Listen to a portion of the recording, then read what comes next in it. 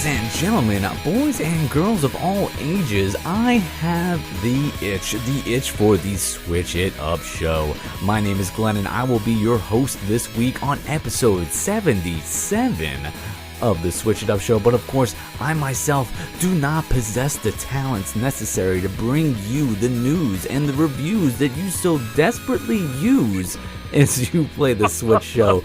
I need a co-host. I need the man with the most. I need Mr. Seth Trav, the best that anyone could have. How are you doing today, sir? My God, man, I am doing so well. I think it's because we're still gearing up for that great giveaway. Oh, is that right? My man, thank you for bringing that up. I was crossing my fingers that those words might leave your lips. And I'm, of course, talking about Selma and the Wisp. The Wisp, a dark platformer with artistic flair, coming onto the Switch on May 31st. And on our episode 80, we're actually going to be giving away a North American region code of Selma and the Wisp, if you will. Now, if you wish to play the Wisp, you're going to have to go on to Twitter and follow at Switch It Up Show, at Seth Trav, and myself at From the Crib. It's going to be, the accounts are going to be right in the show notes, so you'll be able to hit those 3 follows. And by all means, after doing that, hit us up over on at Switch It Up Show so we can drop your name into the hat and pick out the winner as we hit episode 80 of the Switch It Up Show. But before we jump into these reviews, let's let these sweet beats ride for just a few more moments.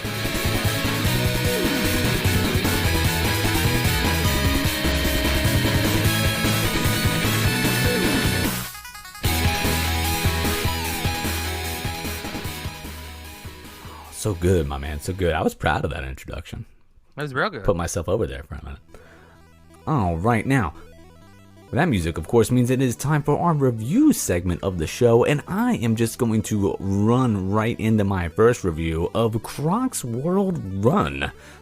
See, more puns there for you. I do. Laugh it up, my man. Help me out here. Croc's World Run is the newest part of the Croc's World franchise. It features 50 incredible levels, nice HD graphics, 4 different worlds, many challenging enemies, 1 easy button control. We'll talk about that. The instructions: Croc runs automatically. Try to avoid enemies or jump on them. Don't try it with the hedgehog or the mean fish, though. And press B to jump. This game's been out for a little while. It came out on February 21st of the year 2019. It is categorized as a platformer / action / arcade / adventure.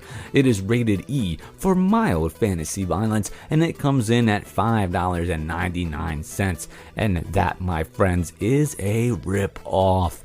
I am so angry about this game. I'm disappointed for what could have been, because this, my friends, is available, I believe. I'm gonna double check as I continue to ramble. But again, $5.99 on the Nintendo eShop, and this game plays like a mobile game. It is an endless run. Ported over from mobile now. Well, that's what I'm hitting some. This is an intense game. I feel strongly about it. So, oh my God. It's worse. It's worse than that, Mr. Trav, because it's free. It's free on the iOS store, so you can pay for this, and I'm sure it's got in-app purchases and things like that. But here's the problem with it: it's not that I wouldn't spend I don't mind spending $6. $6 for a video game that is fun is absolutely no problem. But there's a good game in here, Mr. Trav. There is a good game somewhere. Here. It feels like it wants to be a good game. It wants to be a good game so bad. I love the artwork. I love the style here. It looks like super bright, super whimsical. It's got that retro feel to it. It just looks it looks like fun. I want it to be so much fun. But the problem is, it's got this endless runner thing going on, and you can't stop. You can't stop to enjoy any of it because it's constantly moving you forward, and that is not what you do in a platformer. That's what you do in a mobile game. It doesn't work for platforming because you can't stop. You can't time any of your jumps. You're just going. And when the levels look as the graphics in this game are awesome. I think they look really good for what they are, but you don't get a chance to stop and enjoy any of it. Not that you're like, exploring the scenery or anything, but like you're just running throughout the entire level, so you never get to stop. So it's super annoying because you get up all these different like enemies with different mechanics about how you have to kill them.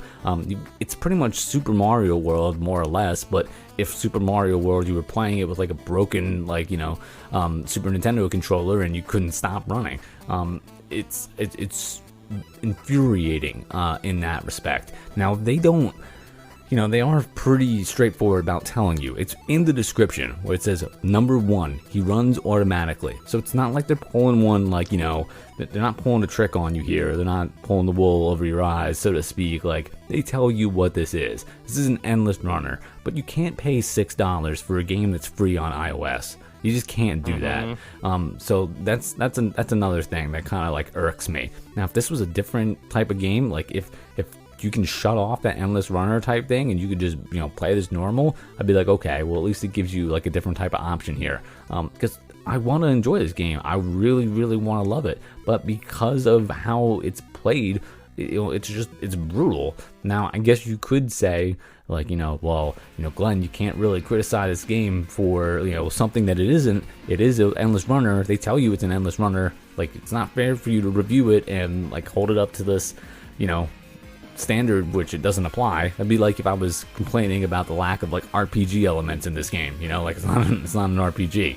This is a mobile game. The problem is it's a mobile game for mobile in the exact same manner, but it's given on the Nintendo Switch. I guess I could like touch the screen maybe and have them jump. I actually haven't tried that, although I don't think you can touch the screen on this. It says press B to jump, so you can't even play it as if it were a mobile game, which is even more infuriating. Nintendo Switch has a touch screen. Why don't they let you touch the screen?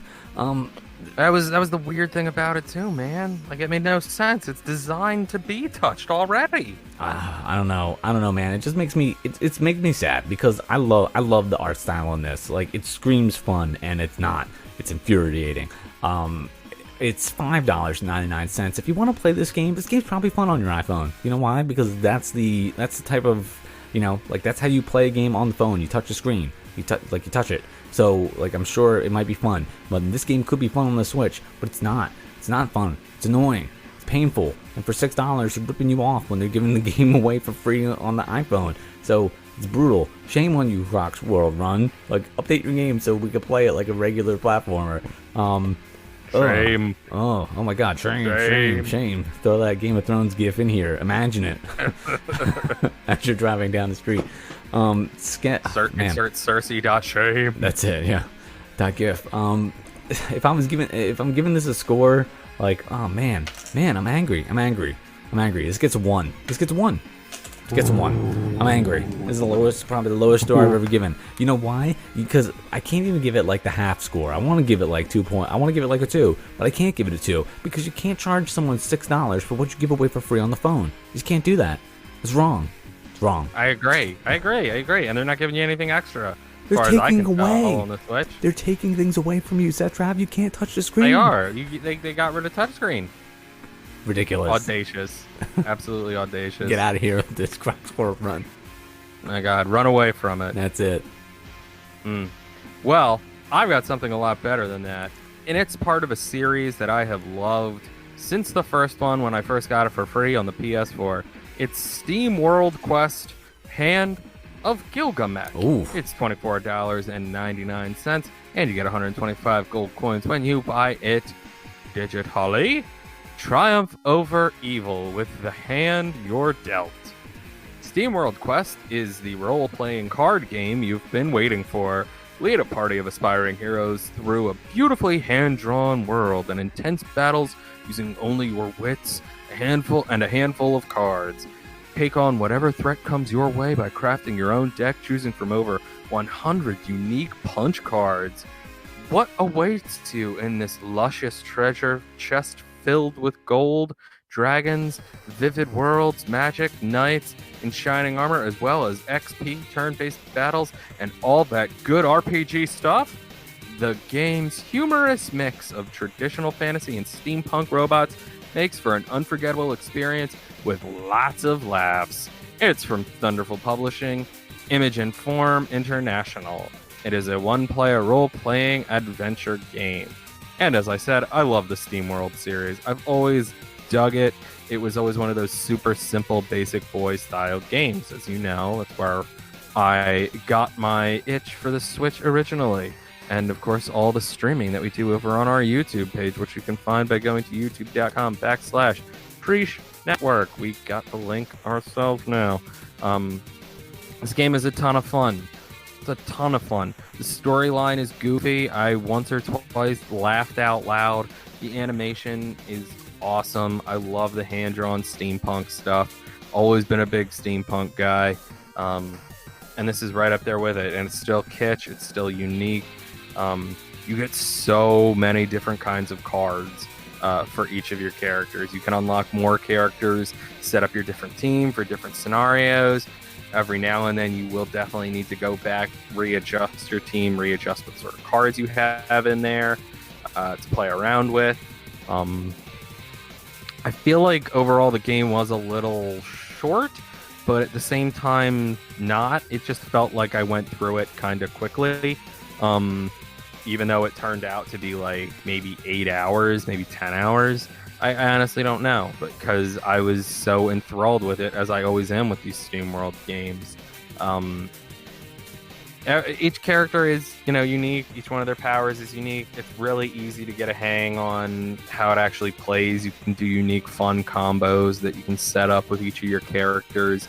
Like I said, the characters are all very kitsch and pretty fun, and they all interact very well with one another. And the storyline is, again, goofy.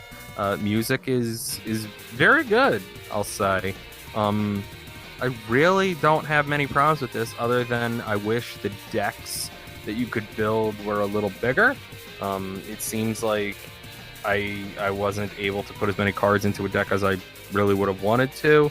I feel like it should kind of be, I don't know, Yu-Gi-Oh rules, and you should have 40 cards overall.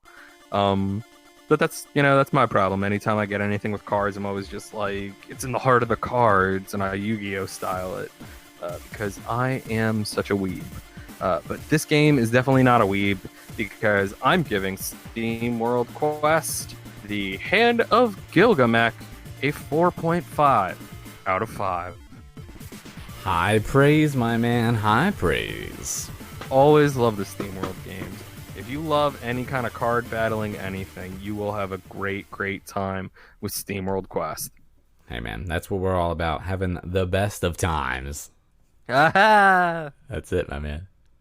Oh, let's see. I should probably hit play. There we go. Right. So I did such a great intro, I have to balance it out with the outro, and that's what we do best here on the Switch It Up show. If things ever get a little... that law of equivalent exchange. What was that now? We practice that law of equivalent exchange. Oh, that's it. What was it? For every action, there is a equal and opposite reaction? Oh. And again, ladies and gentlemen, remember, we will be doing that wonderful giveaway. Make sure you go ahead, follow at Trav, follow at Switch It Up Show, follow at From the Crib, in order to get your Nintendo North American code on episode 80. Details in the episode notes. And remember, ladies and gentlemen, please, if things ever get boring, you can always switch it up.